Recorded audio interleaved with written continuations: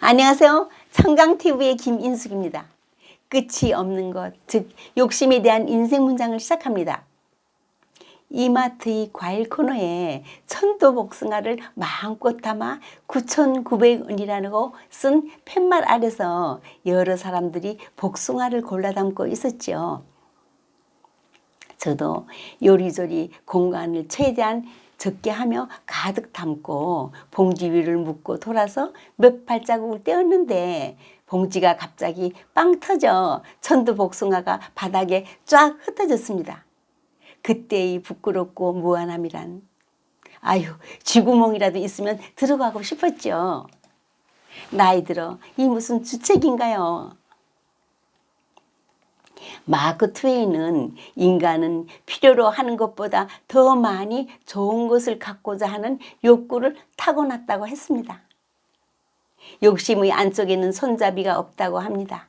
웬만해선 빠져나올 수가 없다는 말이죠. 인간의 탐욕은 한이 없습니다. 옛날 네 사람이 모여서 서로의 희망사항에 대해서 말했습니다.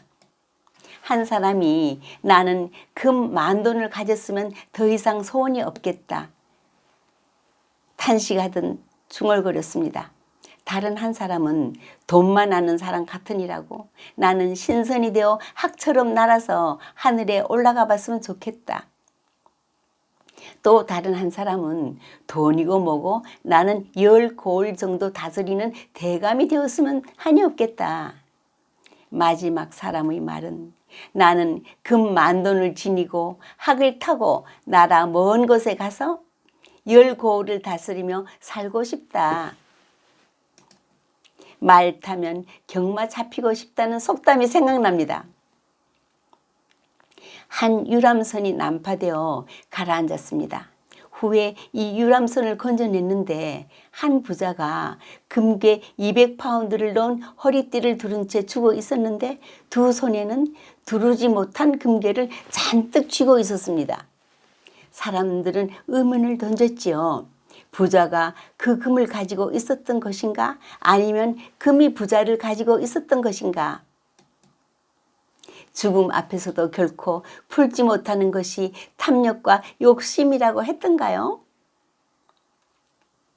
영국 시인 바이런은 돈이란 알라딘의 램프라고 정의했고 세무엘 버틀러는 사랑의 큐피트의 화살도 금촉일 때 더욱 명중률이 높다고 했습니다. 그러니 삶을 그대로 반영하는 돈이 배제될 수는 없습니다. 19세기 영국의 여류작가 조지 엘리엇의 사일러스 마너에 대한 이야기입니다. 마너는 억울하게 도둑누명을 쓰고 고향을 떠난 직조공인데 직물을 파는 일 외에는 마을 사람들과 아무런 왕래도 없이 외딴 집에서 혼자 살았죠. 그에게 유일한 낙이 있다면 하루에 16시간씩 꼬박 앉아 짠 직물을 팔아서 본 금화를 쓰지 않고 냄비에 담아 마루 밑에 감춰두고 밤마다 꺼내어 세어보며 어루만져 보는 일입니다. 그러던 중 그의 인생에 크나큰 변화가 찾아옵니다. 삶의 목적 자체였던 금화를 누군가가 훔쳐갔습니다. 자살까지 생각하며 비탄에 빠져 잃어버린 금화를 찾아다니다 허탕치고 돌아온 어느 날 밤 마너는 난로가에 잠들어 있는 2살배기 여자아이를 발견합니다. 아이의 반짝이는 금발을 금화로 착각하고 순간적으로 들떴던 그는 아이가 부모에게 버림받은 고아라는 사실을 알게 되고 자기가 키우기로 작정합니다. 그때부터 마너는 딱딱하고 차가운 금화 대신에 딸 에피에게 사랑을 쏟으며 자기를 버렸던 세상에 마음의 문을 열기 시작합니다. 단절하고 왕래를 끊었던 마을 사람들에게 말을 걸고 친절을 베풀기 시작하니 사람들도 그를 따뜻하게 대합니다. 아이를 통해 난생 처음으로 사랑을 주고받는다는 것이 어떤 것인가를 깨닫게 됩니다. 이 세상에 선은 분명 존재한다는 것, 나는 이제 그걸 알아. 세상에는 고통과 악이 있지만 보이지 않는 곳에 분명히 선은 존재해. 이 소설에서 강조되는 점은 돈에 집착했을 때 고립되고 의미 없는 삶을 살던 마너가 돈이 없어졌을 때야 비로소 다시 인간성을 회복하고 진실된 인간관계를 발견한다는 아이러니입니다. 유리를 통해서는 바깥 세상도 보이고 다른 사람들도 보입니다. 내가 웃고 손을 내밀면 상대방도 웃고 손을 내밀어 줍니다. 유리에 대한 게르하르트 하우트프만의 아름다운 시가 있죠. 유리, 너의 정체는 무엇인가? 있으면서도 없는 것.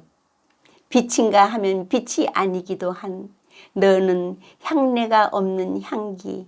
너는 필히 영혼과 같으리라. 투명한 유리에 금이나 은을 칠하면 거울이 됩니다. 거울에는 자기만 보입니다. 금, 은으로 사방에 벽을 쌓고 살아가는 사람들은 마치 거울 속 사람들처럼 자기만 바라보고 자기만 돌보며 감옥인 줄도 모르는 채 감옥 속에서 살아갑니다. 사일러스 마너는 에피를 통해서 거울 속 감옥에서 벗어났고 그리고 말합니다. 누가 뭐래도 그때보다도 지금이 훨씬 더 행복하다고. 성경의 야고보서엔 욕심이 잉태한 즉 죄를 낳고 죄가 장성한 즉 사망을 낳느니라. 지하철에서 날씬하고 키가 큰 아가씨가 배꼽티를 입고 노약자석 앞자리에 서 있었습니다. 앉아있던 할머니가 벼랑간 아가씨의 배꼽티를 밑으로 끌어내리기 시작했습니다. 아가씨가 크게 당황하며 할머니 왜 그러세요? 그러나 할머니는 계속 배꼽티를 끌어내리면서 온화하고 따뜻한 미소와 함께 아이고 착해라. 동생 옷도 물려 입고 요즘 이런 착한 아가씨가 어디 있을까? 오늘도 항상 기뻐하며 쉬지 말고 기도하며 범사에 감사하는 삶을 사십시오. 고맙습니다.